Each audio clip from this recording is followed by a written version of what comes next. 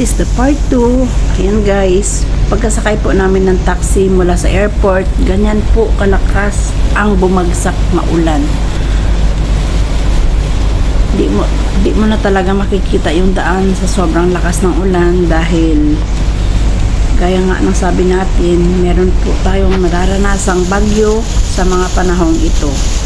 Ayan guys, kahit ako na nakakakita, parang nababahala din sa ganito kalakas na ulan. Kaya abangan lang po ninyo guys hanggang sa makarating tayo ng ating bahay.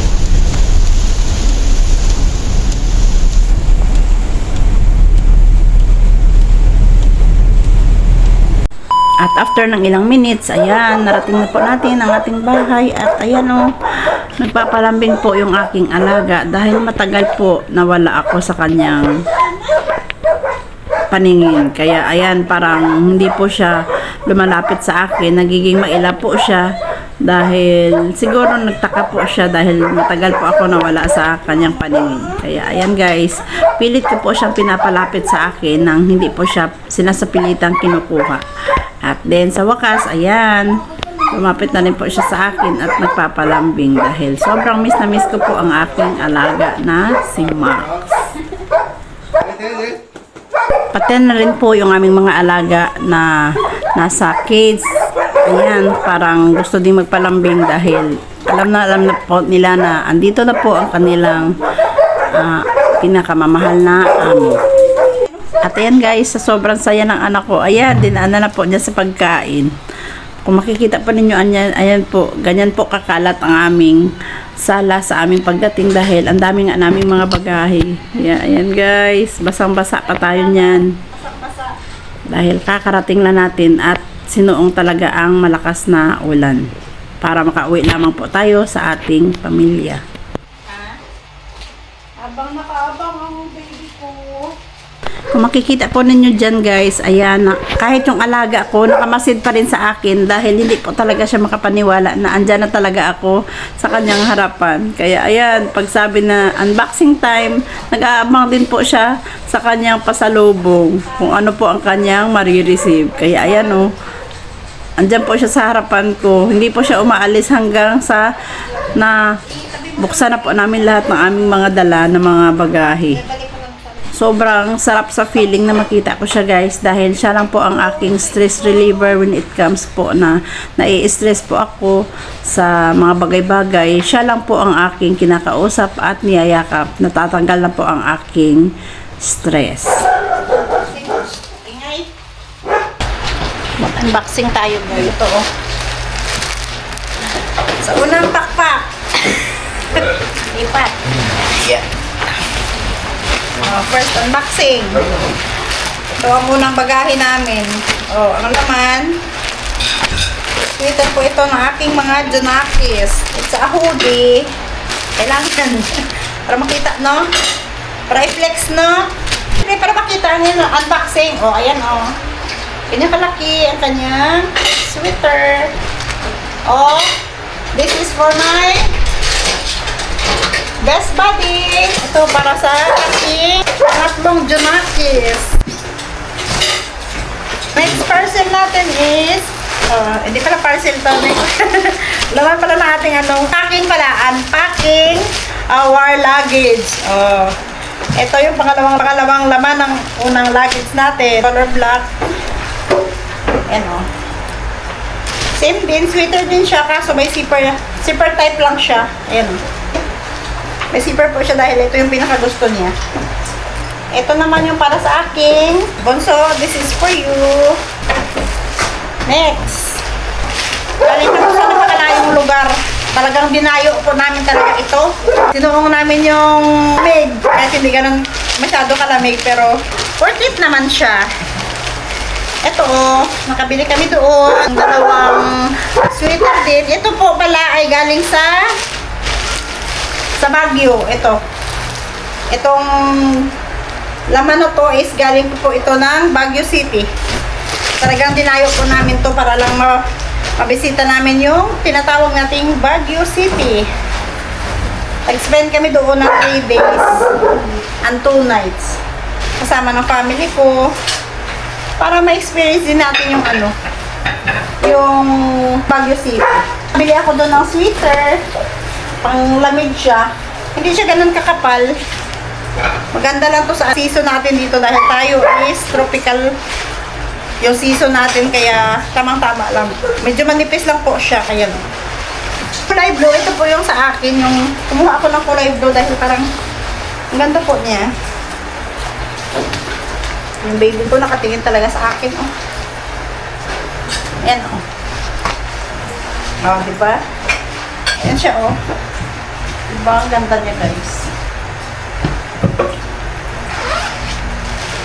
Ayan siya. Saka, kapares ito din po sa kay hubby ko.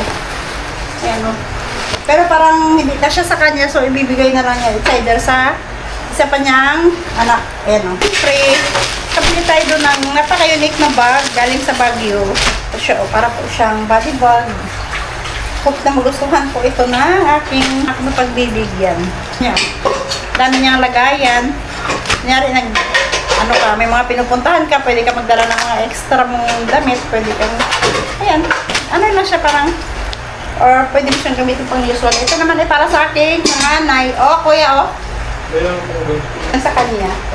And then the rest, mga bags na mga nabili namin doon is yung para sa mga pagpasalubong namin.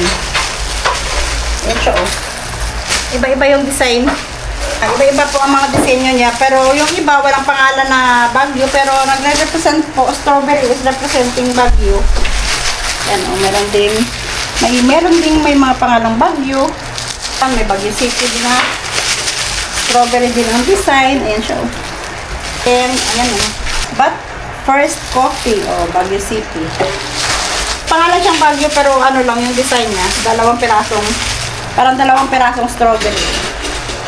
Sad to say, kasi hindi namin napuntahan yung strawberry farm dahil wala nga po masyadong bunga yung puno ng mga strawberry, kaya hindi na lang namin natuloy yung pagpunta doon para hindi na masayang yung aming oras.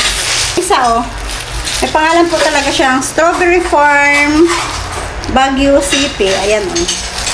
Parang mas bet ko to. Ito yung mga pasalubong namin sa sa mga kapatid ko, sa nanay ko, sa walang kapatid ko. Oh, di ba? At least worth it na yan.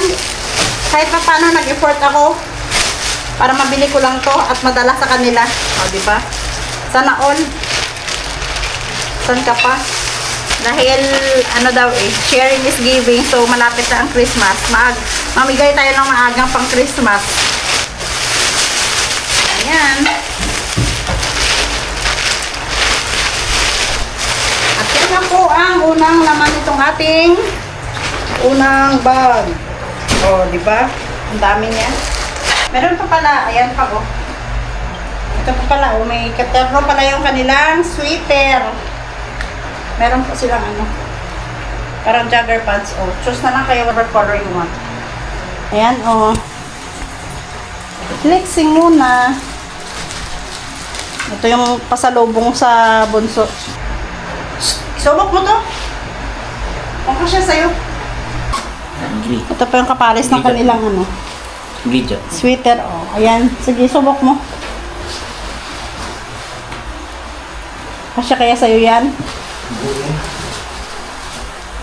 Ay, parang enough lang yata yan sa akin, loves. Sa iyo, nagamay mo siya, kumain na pag yung luwas-luwas niya, ano? Oh, yan yung sa panganay. Saka ito din, oh, yung bag niya. Yung extra na ano niya. Gusto mo? Ano pang luwas-luwas niya? At least ano lang yan, magaan lang. Ang biyahe niya.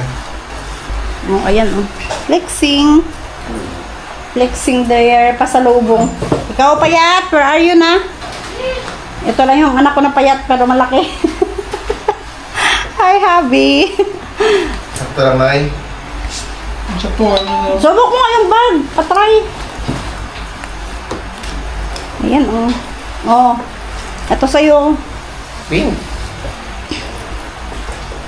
Papaflex sa kanila yung kanilang mga pasalubong para makita natin kung bagay ba. Gusto mo? T-shirt, ano? Nagustuhan mo? Wala kasi malaki dun eh. Wala na talaga akong makitang malaki. Pwede lang, adjustable naman yan. Ano? Gusto?